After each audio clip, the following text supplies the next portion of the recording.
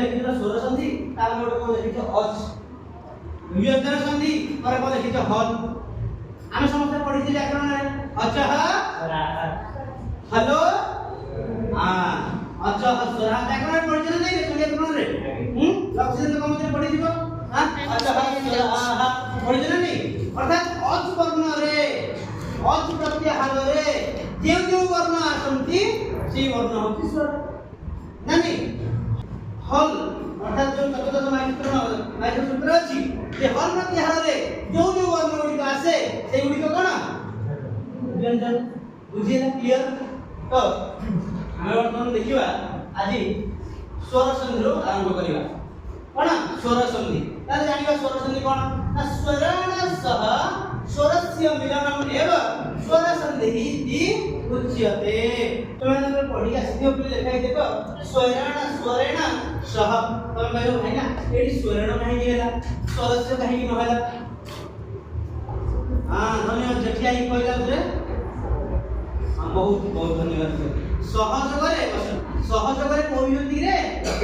तृतीया विभक्ति ए सहज करे लागि एडी स्वरेण हेची स्वरेण सह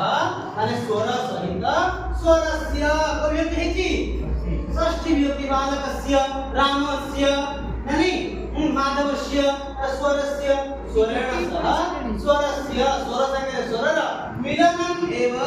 मिलनम एव देखो बिले मु संधि विषय पढौची एडी पढि आसीला मिलनम एव एडी संधि कि अछि ना नै रे मिलनम युक्त आगे को पढिबा देखो मिलनम एव स्वर संधि जुले इले माने स्वर संगे रे स्वर संधि हो स्वर संधि हैला पानी संगे पानी मिसिबो ना नै पानी संगे तेल मिसि परिबो कि मिसिबो ना पानी संगे पानी मिसिबो सेहि दिबे स्वर संगे स्वर मिसिले बोले दाना कोन स्वर संधि देखो बिले ओडे उदाहरण हम देखिबा अपि युक्त एवं कोन हला हां वर्तमान में अपि एवं केमति आ भीतर स्वर किए कोड बस